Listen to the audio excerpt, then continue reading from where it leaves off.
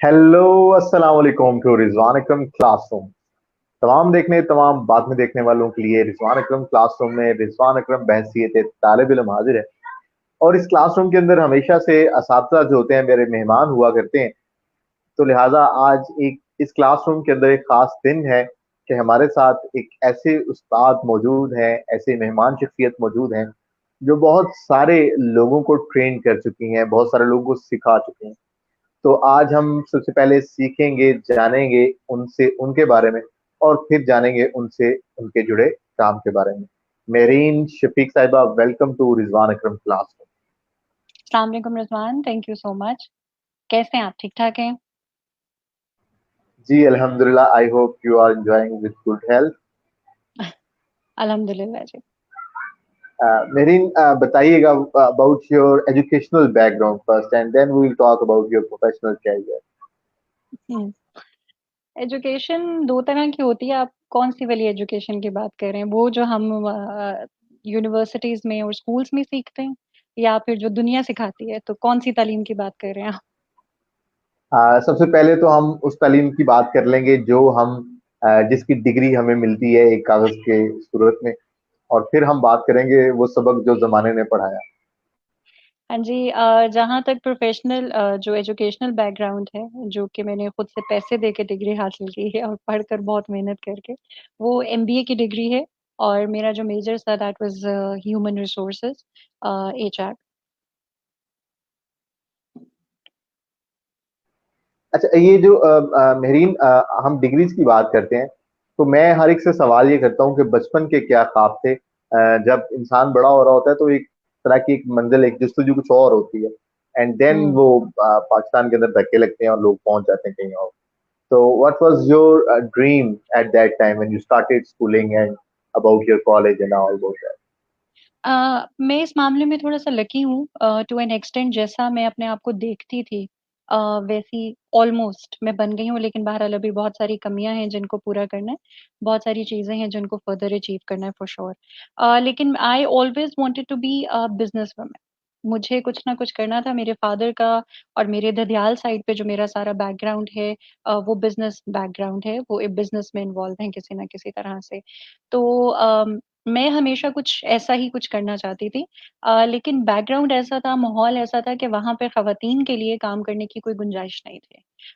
समझा नहीं जाता था, इस चीज को कंसिडर ही कभी किसी ने नहीं किया था। और घर में इस तरह की कोई बातचीत भी नहीं होती थी।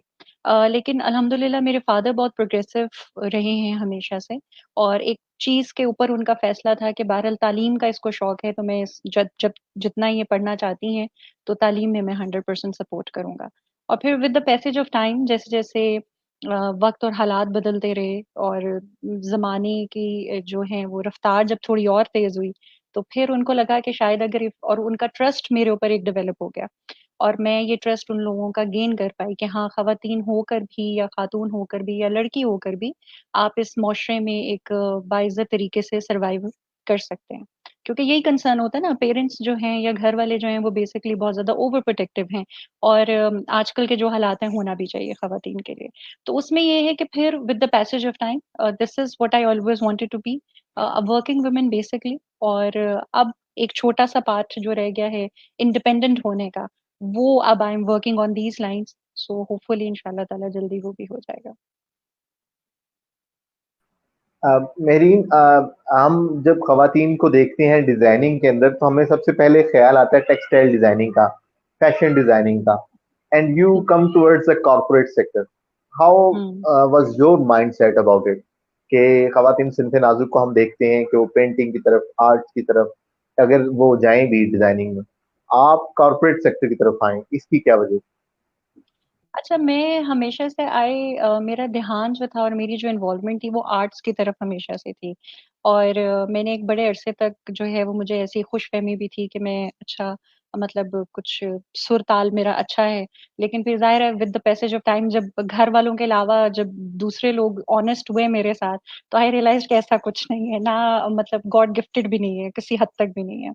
तो उसके बाद ये था कि आर्ट से जो है, art field somehow it's related to me. I am not a number person, मुझे नंबर्स समझ में नहीं आते हैं, मेरे लिए कैलकुलेशंस करना बहुत मुश्किल है।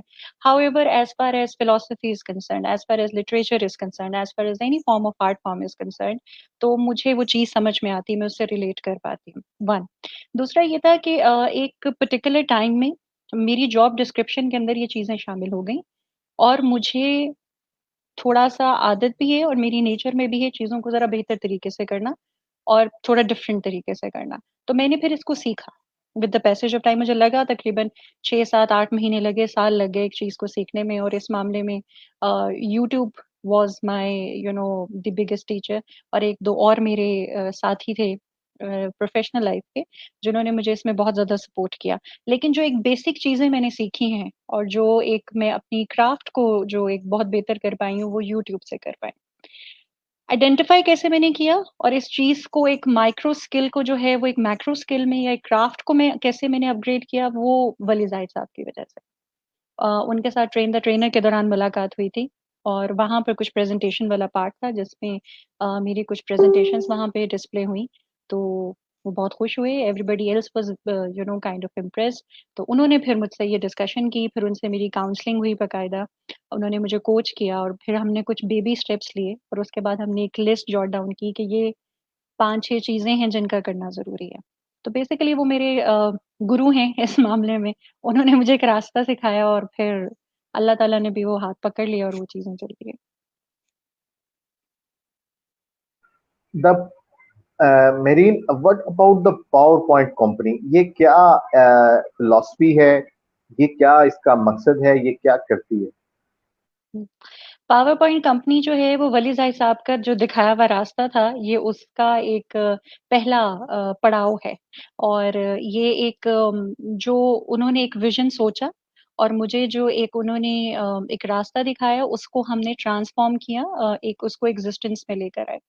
पावर पॉइंट कंपनी जब मैंने शुरू किया था, तो मेरे पास स्टूडेंट्स के बहुत ज़्यादा रिक्वेस्ट आई, और वो ज़्यादा तो यूनिवर्सिटी के स्टूडेंट्स थे कि जी हमारा ये छोटा-सा प्रोजेक्ट है, हमें बनाना है इस टॉपिक पर, और ये सारा कुछ। And that's how it actually started. उसके बाद फिर मूविंग ऑनवर्ड्स मेरे पास छोटी-छोटी कंपनीज़ ने भी जो है वो राब्ता करना शुरू कर दिया। यहाँ तक कि उसके बाद फिर ई-न्यूज़लेटर्स जो थे वो मुझे मिलना शुरू हो गए। मैंने बहुत सारी ऑर्गनाइज़ेशंस के लिए उनके ई-न्यूज़लेटर्स भी बनाए, और उसको फिर बाद में उन लोगों ने हार्ड कॉपी में जो है वो उसे प्रिंट कर कर नेशन वाइड उसे डिस्ट्रीब्यूट भी किया। फिर इसी तरह लोग मेरे पास जो ज़्यादातर कॉन्टैक्ट करते हैं, वो अपने बिज़नेस प्रोफाइल्स को रीडू करवाने के लिए करते हैं। अब होता ये है कि पावर पॉइंट जो बेसिकली जो सॉफ्टवेयर है, ये हर चीज़ का आगाज़ है। आप पावर पॉइंट में सब कुछ कर सकते हैं, इसमें एनिमेशन भी है, इसमें रिकॉर्डिंग भी है, इसमें वीडियो डेवलपमेंट भी है, इसमें सारा कुछ हो सकता है। ये बेसिकली एक फर्स्ट स्टेप है, और इससे ऊपर जितने भी सॉफ्टवेयर्स बनाए गए हैं, उसकी बुनियाद यही है। अब इस चीज़ को जब मैंने अपना ये क्राफ्ट जो थी इसको मैंने बेहतर कर लिया, तो उसकी वज़ह से मेरे पास फिर रास्ते बहुत सारे खुले। उसमें फिर आप फ्लायर्स भी बना सकते हैं, आप लोगोस भी बना सकते हैं, आप प्रेज़ेंटेशंस तो बना ही सकते हैं, फिर आप बिज़नेस प्रोफाइल्स बना सकते हैं, फिर आप जो फर्दर इसमें ई-न्यूज़लेटर्स आप बना सकते हैं। आप मतलब इसमें हर तरह की चीज़ बन सकती है। तो फिर उसकी वज़ह से ये हुआ कि मेरा जो बेसिक स्किल था, चूँकि वो उस पर मैं ये तो नहीं कहूँगी कि मुकम्मल तौर पे कमांड हासिल है, लेकिन इस हद तक ज़रूर था कि मेरी जो सेंस ऑफ डिज़ाइनिंग थी या फ्रेमिंग थी, उसके साथ ये मर्ज बहुत अच्छी तरह से हो गया, और उसकी वज़ह से फिर रास्ते और ज़्यादा खुल गए। तो ये पावर पॉइंट जो है वो बेसिकली सपोर्ट फ्राहम करता है बहुत सारी ऑर्गनाइज़ेशंस को, स्टूडेंट्स को, अपकमिंग ऐसे एंटरप्रेन्योर्स को, बिज़नेसमैन को, जो अपनी कंपनी को रिप्रेज़ेंट करना चाहते हैं किसी भी तरीके से। आइदर वो प्रेज़ेंटेशन की सूरत में है, आइदर वो फ्लायर हैं, पोस्टर्स हैं, लोगोस हैं, या उनके बिज़नेस प्रोफाइल्स हैं। मेहरीन, पावर पॉइंट के अंदर आपने इतनी सारी चीजें बताई। ये सब जो चीजें करने के लिए तो अलहदा से लाइक सॉफ्टवेयर्स भी मौजूद हैं, जैसे फोटोशॉप के अंदर या कोरल के अंदर, और भी कैनवा है, बहुत सारे फ्री सॉफ्टवेयर्स हैं। तो पावर पॉइंट के अंदर आप क्या समझती हैं, क्या डिफरेंस है, और इन सारे सॉफ्टवेयर्स के अंदर डिजाइनिंग करने में क्या ईज क्या है इनमें? अच्छा, by the way I am in love with Canva. वो एक ज़बरदस्त जो है वो ऑनलाइन एक फैसिलिटी अवेलेबल है फॉर पीपल लाइक मी, जो मतलब जो बहुत कुछ करना चाहते हैं, तो वहां पर आपको सब कुछ मिल जाता है, और मैं यूज भी करती हूँ। अब मैंने रिसेंटली इसको यूज भी करना शुरू किया, when ever I don't have a lot of time. और जब क्योंकि जब आप दिमाग को थोड़ा सा, मेरे जैसा एक अनपढ़ सा बंदा जिसको थोड़ी सी अल्लाह मियाँ ने आर्ट की थोड़ी सी सेंस दी हो, तो हम लोगों का ना एक वो ब्लॉक लग जाता है टाइम्स, हम सोच नहीं पाते, हमें हमारी क्रिएटिविटी को जो है ना बूस्ट अप करने के लिए बहुत सारे बूस्टर्स होते हैं, अगर वो प्रोवाइड ना हो रहे हो तो हमें कभी कभी यहाँ पर काम करना छोड़ देता है। तो जब ये वाला मेरा कोई सिस्टम चल रहा हो, या ये हो कि मैं किसी बड़े और प्रोजेक्ट पे काम कर रहा हूँ और बहुत छोटा सा काम कोई बंदा रिक्वेस्ट कर दे, तो ऑब्वियसली ना नहीं किया जा सकता, तो फिर I use Canva for that. One, two, इसमें ये है कि अब फर्क नहीं रहा। पहले डेफिनेटली जब ये सारे टूल्स अवेलेबल नहीं थे, तो पावर पॉइंट जो थी वो एक स्किल बिल्कुल थी, लेकिन अब इन चीजों की सपोर्ट की वजह से चीजें आसान हो गई हैं। लोग जिनको पावर पॉइंट नहीं भी आता, वो इन चीजों की सपोर्ट से अपनी जो रिक्वायरमेंट है वो पूरी कर सकते हैं। डिफरेंस डिजाइनिंग क्या है? फॉर एग्जाम्पल, जो एक सेंस ऑफ डिजाइनिंग एक क्रिएटिव बंदे को हो सकती है, वो एक दूसरे शख्स को नहीं हो सकती। और जो लोग आमतौर पर पावर पॉइंट जो है वो यूज नहीं कर पाते हैं, आमतौर पर कई दफा वो कैनवा जैसी सिंपल चीज भी यूज नहीं कर पाते हैं। तो बस ये डिफरेंस है, नथिंग मच। अब चीजें बहुत आसान हो गई, अब ओवरऑल जो आपको सॉफ्टवेयर मिलना शुरू हो गए हैं, ऑनलाइन जो फैसिलिटीज आपको मिलना शुरू हो गई उसकी वजह से, एक चीज। और दूसरा ये कि ये पेड सर्विसेज हैं, तो थोड़े पैसे खर्च करने पड़ते हैं, ये होता अच्छा, Marine, being a social women on social media and being a women in corporate sector, how you feel? Either it's a tough for being working in a male dominant society. However, being a male, I personally feel that it's not a male dominant society, but it's a taboo, है। you may say. हम्म। अच्छा, मैं आपको एक बात बताऊं कि मैं इस मामले में काफी लकी रही हूँ कि मेरी जो प्रीवियस और करंट मेरी जो दोनों ऑर्गेनाइजेशन है, वहां पर मुझे ऐसा कुछ फेस नहीं करना पड़ा, अल्हम्दुलिल्लाह। मैंने अपनी पूरी प्रोफेशनल लाइफ में कभी कोई इस तरह का इंस्टेंस मेरे लिए नहीं रहा। उसका एक मेजर रीजन ये भी हो सकता है कि जब आपके पास कोई ना कोई स्किल होती है ना, और आप अपने क्राफ्ट को वक्त के साथ साथ बेहतर करते जाते हैं, और आप ऑर्गेनाइजेशन की नीड को मैच कर रहे होते हैं, तो फिर ऑटोमेटिकली आप जरूरत बन जाते हैं, फिर जेंडर और ये सारी चीजें बहुत पीछे रह जाती हैं। तो मैंने हमेशा से, अल्लाह का ये बहुत करम मेरे ऊपर रहा कि मैंने ये रियलाइजेशन हमेशा अपने पास रखी कि मुझे सीखना है, अपने आप को फर्दर बेहतर बनाना है। और ये कुदरती था, इसमें मेरी कोई अपनी एफर्ट नहीं है, ये this is part of my nature, ये मेरी अपनी खुद से एफर्ट नहीं है कि मैं अपने आप को बेहतर करना चाहती, it's part of my nature. For example, मेरी जो प्रोफेशनल जो पैदाइश है वो कॉल सेंटर की है। तो कॉल सेंटर की जो एक प्रोफेशनल मेरा जो स्टार्ट था अपने करियर का, उसकी वजह से ये था कि बहुत सारी चीजें ऑटोमेटिकली इंस्टिल हो जाती हैं आपके अंदर। उस जमाने के कॉल सेंटर, आजकल के जो कॉल सेंटर्स हैं मैं उनकी बात नहीं कर रही हूँ, ठीक है। तो उस वक्त जब हमने काम किया, तो उस वक्त मल्टीटास्किंग भी सीखी, प्रेशर कोपिंग भी सीखी, उसमें कम्युनिकेशन सीखी, एम्पथी सीखी, हम लोगों ने रिटन कम्युनिकेशन सीखी। और इसके अलावा ये एक उसमें ईगरनेस आई अपने आप को फर्दर बेहतर करने की। तो यस, प्रॉब्लम होती है बहुत सारी खवातीन को, I do here, you know, बहुत सारे इश्यूज रहते हैं। लेकिन प्रोफेशनल लाइफ की मैं बात कर रही हूँ कि अगर वहां पर आप किसी ना किसी तरह रिलेटेबल रहें का ऑर्गेनाइजेशनल के गोल के साथ, और अपनी रिक्वायरमेंट और नीड को बनाए रखें, तो फिर आपको यूजुअली इस तरह के प्रॉब्लम्स फेस नहीं करने पड़ते। ऐसा नहीं है कि ऐसा होता नहीं है, डेफिनेटली होता है, और ये सिर्फ फीमेल्स के साथ नहीं है, मेल्स के साथ भी है। ये जो प्रॉब्लम होती है, जो रैट रेस होती है, जो प्रमोशन के मसले हैं, और जो अपॉर्चुनिटीज के इश्यूज हैं, वो हर जगह पर हैं, और वो सिर्फ फीमेल्स के लिए नहीं है, वो मेल्स के लिए है। लेकिन मैं आपको, हैविंग सेड दैट, एक बात मैं आपको और भी बता दूं, यूजुअली खवातीन अपने क्राफ्ट के ऊपर काम नहीं करती हैं, यूजुअली नहीं करती हैं। टेक्निकल फील्ड में आपको खवातीन नजर जरूर आएंगी, कम आएंगी। बहुत सारी ऐसी मेल डोमिनेंसी इस वजह से है क्योंकि खवातीन उन चीजों की तरफ जाती नहीं है, उन फील्ड्स की तरफ नहीं जाती हैं।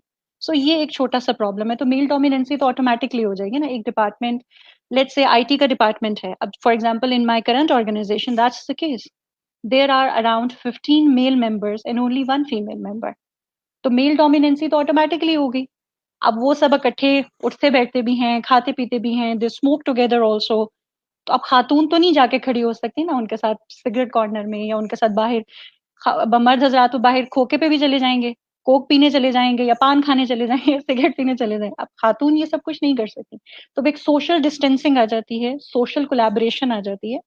ऑल्दो ऑर्गेनाइजेशनल या प्रोफेशनल लेवल पर वो कर सकते हैं आपस में कोलैबोरेट, लेकिन एक पर्सनल नहीं बन सकेगा, उस लेवल तक नहीं बन सकेगा। तो ऑटोमेटिकली वो कहेंगे कि जी मेल डोमिनेंसी है इस डिपार्टमेंट में। तो खवातीन आमतौर पर अपनी स्किल के ऊपर काम नहीं करती यूजुअली। काफी सारी नाराज हो जाएंगी मेरे इंटरव्यू के बाद बट मेरा बट ये फैक्ट जाती इज फैक्ट ना। हाँ, ये मेरा ज़ाती मतलब एक तजर्बा भी है, एक्सपीरियंस भी है, और मैंने बहुत सारे अपने ऐसे इंटरव्यूज़ में भी देखा है। खुद भी बहुत सारी जगहों पे जब मैंने अप्लाई किया, तो आई वाज़ मतलब मेरे अलावा शायद ही कोई एक और खातून थी फॉर दैट पर्टिकुलर पोस्ट। उसके लिए कुछ टेक्निकल रिक्वायरमेंट्स थी, ज़्यादातर मर्द हज़रात थे। तो ये चीज़ें इसमें थोड़ी-सी आ जाती हैं। मेहरीन शफीक स्किल्स, किन स्किल्स के साथ मेहरीन शफीक बनी है? इंग्रेडिएंट्स क्या हैं? अम, थोड़ी-सी जेलसी के साथ। ये मेरा एक बेसिक इंग्रीडिएंट है। मैं जब भी किसी को अपने से बेहतर देखती हूँ, जिसके पास कोई स्किल हो, जिसके पास कोई काबिलियत हो, जो मुझसे ज़्यादा पढ़ा-लिखा हो, जिसके पास मेरे से ज़्यादा नॉलेज हो, I feel extremely jealous about it. मैं कहती हूँ यार इस बंदे ने ऐसा क्या किया है कि ये एक पोज़ीशन तक पहुँचा है। I still remember very clearly when I was in call centre. So I used to see team coordinators and team leaders standing with the floor managers and floor supervisors having a discussion. And I used to think, sitting on my seat, कि ये लोग ऐसी कैसे calls लेते हैं कि इनकी promotions हो गई। ये फ्लोर मैनेजर्स और फ्लोर सुपरवाइजर्स ने ऐसा क्या किया है कि ये किसी पोस्ट पर पहुंचे हैं, किसी मकाम पर पहुंचे हैं। तो फिर उसके लिए आपको काम करना पड़ता है। Jealousy with a positive intention, ये बहुत रेयर आपको कॉम्बिनेशन मिलेगा। तो अगर आपके पास जेलेसी है विद पॉजिटिव इंटेंशंस, तो आप जिंदगी में बहुत आगे जा सकते हैं। तो मेरा जो बेसिक इंग्रेडिएंट है वो जेलसी है। I do get jealous a lot because of this.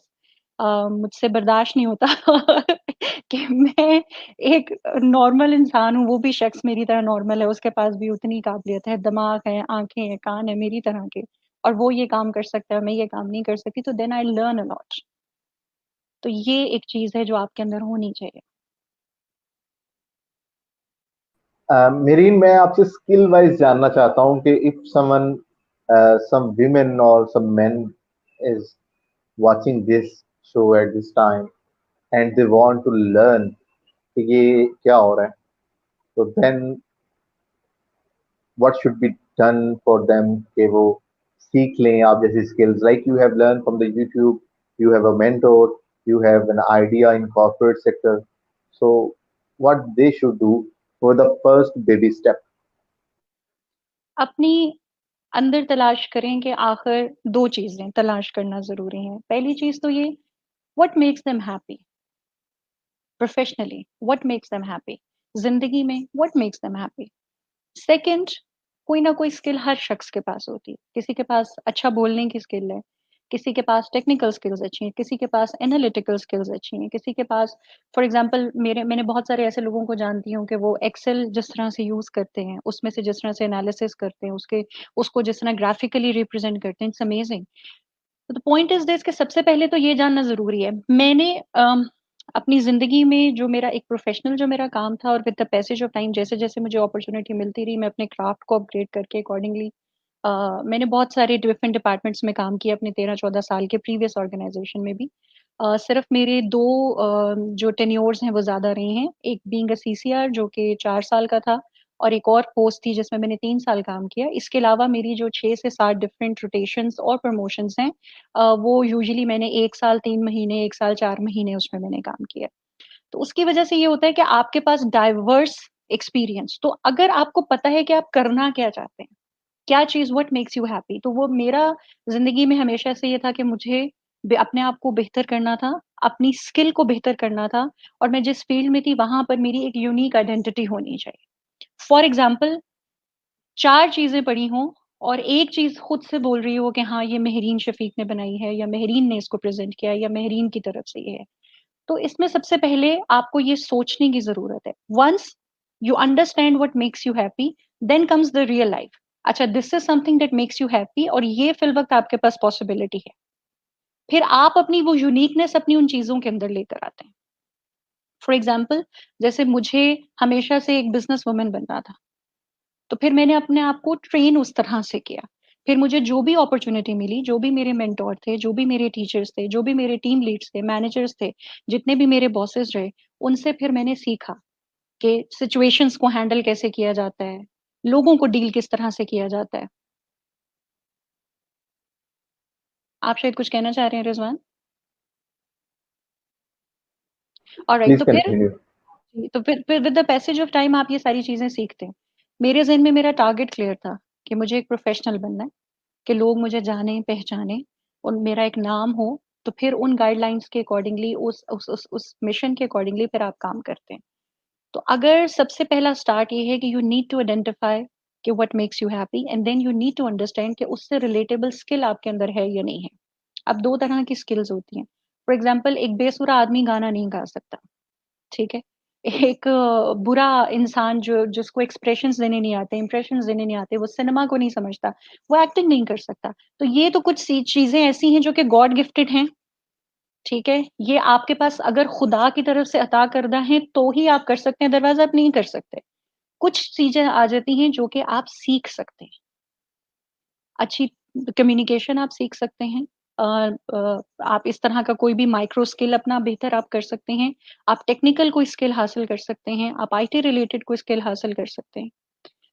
So with the passage of time ये चीजें, फॉर एग्जाम्पल कुछ लोग टीचिंग बहुत अच्छी करते हैं, तो वो एक आर्ट फॉर्म है, बच्चों के साथ कनेक्ट करना, उनकी उनकी साइकोलॉजी को समझना। टीचर होना ये तो नहीं है ना कि आपने होमवर्क दिया या क्लास वर्क दिया और दो थप्पड़ लगाए और मतलब आपने पेपर चेक किया। टीचिंग एक मतलब एक बात है, एक क्या कहेंगे, एक स्किल है जो कि हर इंसान में नहीं होती। बनते बहुत सारे टीचर्स हैं यहाँ पे, लेकिन वो स्किल सेट नहीं होता। यही वजह है कि हमें अपने पूरे पढ़ाई के दौर के एक या दो टीचर्स याद रह जाते हैं, आपको सारी उम्र सारी टीचर्स के नाम याद नहीं रहते।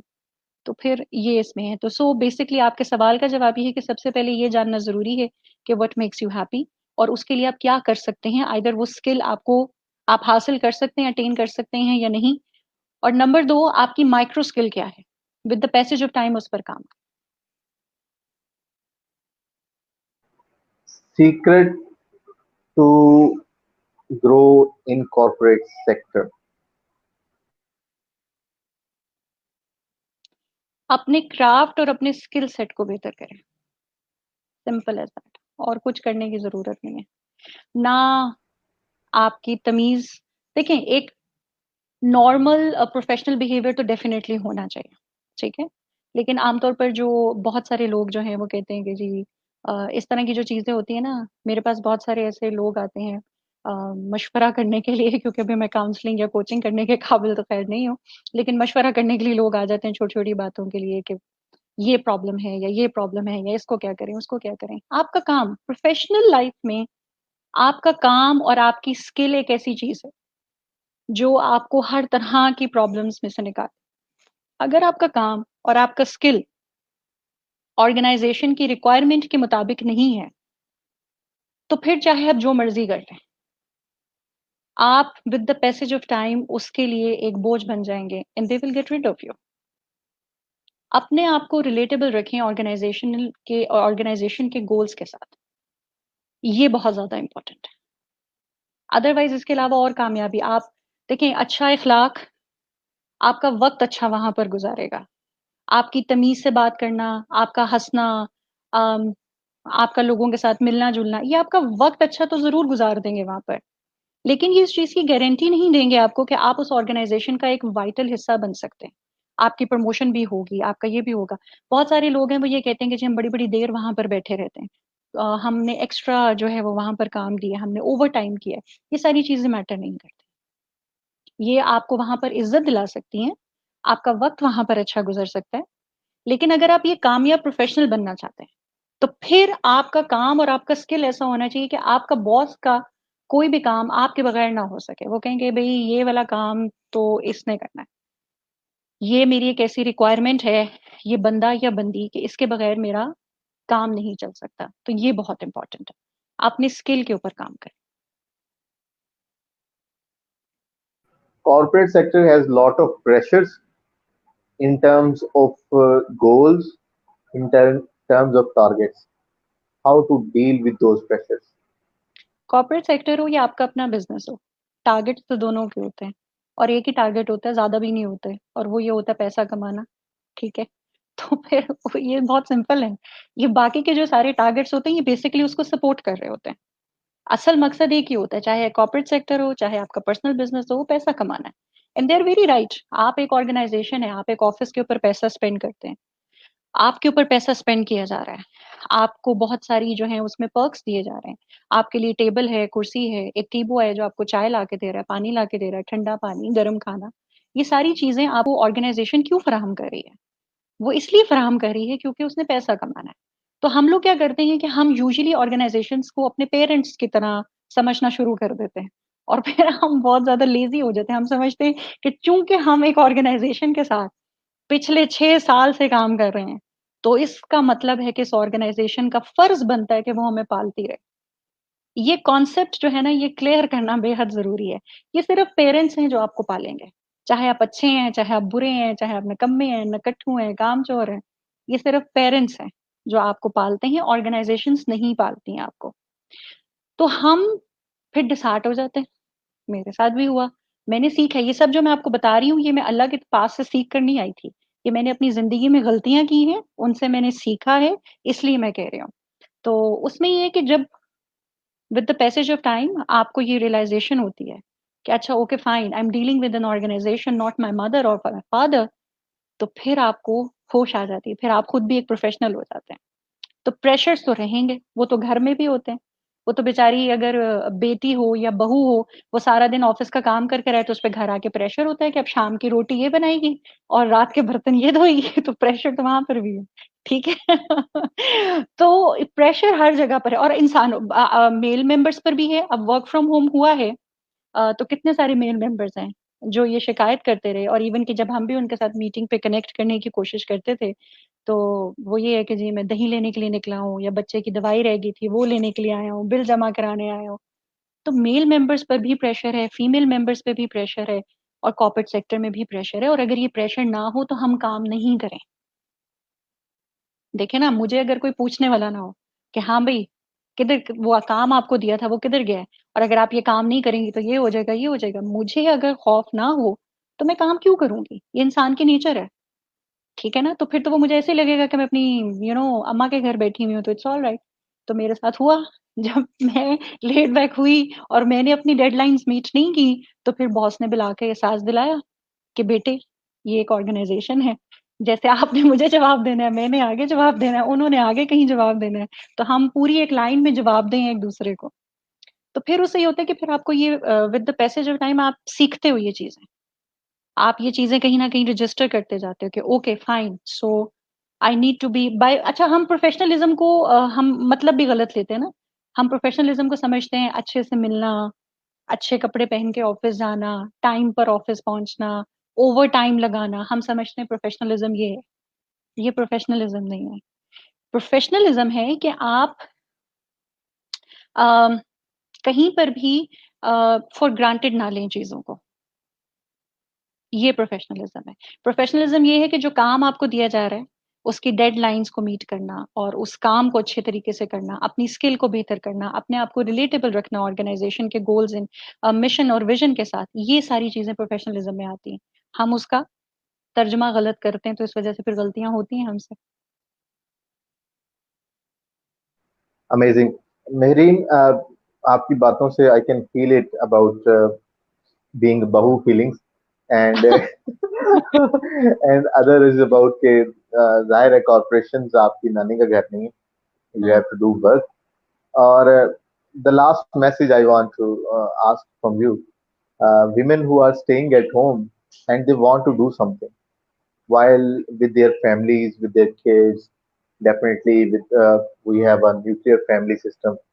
So how, what they can do regarding, you have learned online skills, lot of things from YouTube, what they can do in your point of view?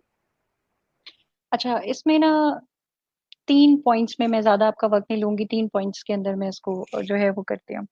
सबसे पहली बात तो ये है कि अगर ख़वातीन को पैसों की एज़ सच कोई तंगी नहीं है, कोई फाइनेंशियल क्राइसिस नहीं है, तो आई वुड रिकमेंड कि ख़वातीन they should stay at home and especially if they are married, they should look after their families. That is one thing. I know कि this might ये जो है ये एक बहुत एक जो है वो एक कॉन्वर्सेशन को फर्दर स्टर कर सकता है, but this is what I believe, this is my vision. So in case अगर खुदा ना खास्ता कोई ऐसा फाइनेंशियल क्राइसिस नहीं है and you have kids at home, then look after them, because आजकल की दुनिया में, आजकल के माहौल में kids are not safe. Either they are at home, either they are outside. Our kids are not safe. We need to look after them. So this should be their primary responsibility. One. Second, if they want to do something, there are lots of things that they could do. अभी बहुत सारी खवातीन आपको Facebook पे नजर आती हैं, online कपड़े बेच रही हैं, ऑनलाइन बैग्स बेच रही हैं, जूते, cosmetics, they are doing a wonderful job. अगर आप उनकी वो पूरी वो देखें, जो मैं at times I don't buy lot of stuff, I am not into it, लेकिन ये कि मैं देखती हूँ इन खवातीन को कि how do they manage, and they will tell you everything. एक छोटा सा अगर उन्होंने बैंगल पकड़ा है, इयरिंग पकड़ा है, उसकी वो पूरे स्पेक्स आपको बता रही हैं, उसकी पूरी क्वालिटी, कलर, वो कितने कलर्स में आपके पास अवेलेबल है, उसकी प्राइस क्या है, बच्चों के लिए है, बड़ों के लिए, they are so good at it. So this there are number of things you could do. Thirdly इसमें ये है, वन, अगर आपका घर का माहौल ऐसा है कि you think that your kids are safe and they are in safe hands.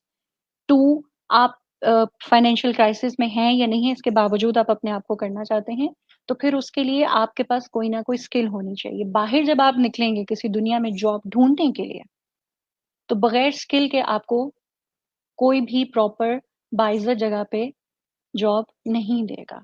So you need to have some sort of skill, some sort of education level. देखिए, जो डिग्रीज हैं और जो आपका अच्छा सीवी है, वो सिर्फ आपको ऑर्गेनाइजेशन के अंदर जाने में मदद करता है, वहां सरवाइव करने में मदद नहीं करता. सर्वाइवल आपका जो होता है वो आपके स्किल सेट पर और आपकी फर्दर दूसरे एट्रीब्यूट्स के ऊपर होता है. ठीक है, दैट इज वन थिंग. और अगर घर से रह के करना चाहती हैं तो फिर बहुत सारे हैं. फॉर एग्जाम्पल, लोग बेकिंग करते हैं, लोग कुकिंग करते हैं, लोग ऑनलाइन क्लासेस देते हैं. ऐसी जो टेक्निकल स्किल रखने वाली खवातीन हैं, ग्राफिक डिजाइनर्स हैं, वो घर से काम कर रही हैं, तो घर से तो फिर बहुत सारे काम हो सकते हैं. उसमें तो फिर कोई रोकथाम नहीं है, आप आराम से अपने घर के कंफर्ट से अपने बच्चों के साथ. बट देन अगेन, हर चीज के कॉन्स एंड प्रोज होते हैं. It's not easy working from home, it's not easy. You क्योंकि उसके साथ फिर ऐसा होता है कि आपके पास बहुत सारी दूसरी रिस्पॉन्सिबिलिटीज हैं जो आपको टेक केयर करनी पड़ती हैं. This is for both the genders, either you are a female, either you are a male. Marine, thank you so much for the time and the beautiful message at the end. Uh, Definitely, it means a lot to me and my audience as well. Same. And hats off to you for all the things you are doing. You're doing something that are amazing. Because we know the females who are not even showing their DP or profile pic on Facebook, and you are doing the things with live videos and trying to teach the people. So that's amazing. Uh, मुझे लग रहा है कि अब ये live के बाद काफी सारे जो है वो कंट्रोल्ड हो जाएंगे मैसेजेस और ज्यादा. I definitely you have to block a lot of people. शायद अब कोई मैसेज ना आए, अब लाइव देख लिए तो शायद कोई लोग कम No, हो. no matter, people never think about it. Thank you so much. I will tell you later on after the session what happened to me. So thank you okay. so much for this conversation, and all the people who are listening, watching, and watch later on. Thank you so much in advance. और इस classroom को देखते रहिए, इस classroom से सीखते रहिए. अगर आप कुछ सीखना चाहते हैं या आपके पास सिखाने के लिए कुछ है, तो ये क्लासरूम आपके लिए हाजिर है. मेरीन, आपका बहुत बहुत शुक्रिया, आपके वक्त का, आपके अल्फाज का, आपके इस मैसेज का. Thank you. Thank Allah you. Hafiz. Allah.